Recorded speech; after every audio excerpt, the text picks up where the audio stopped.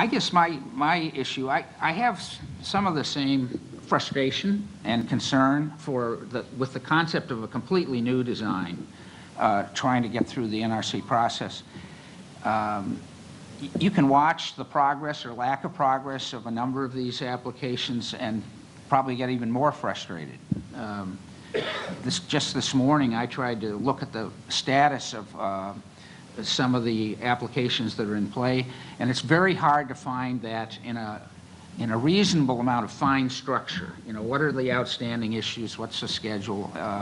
You can spend probably a couple days on the website drilling down into the status of the request for information in order to get a full picture. But there's another factor here. The NRC is required by law to recover 90% of its costs through fees. And so anytime something new comes along that they need to consider, the problem comes out is, do they expend labor on it when they're not really being reimbursed?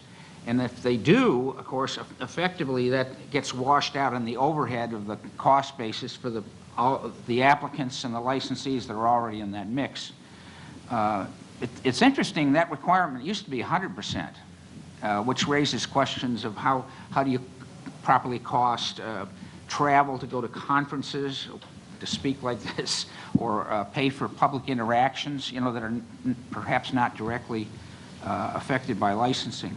So that's kind of a second order effect. But I think the fee structure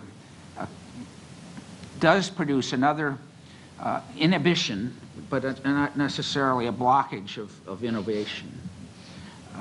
My advice to anyone with the bright idea is to go see them first and get a source of funds to help you through licensing.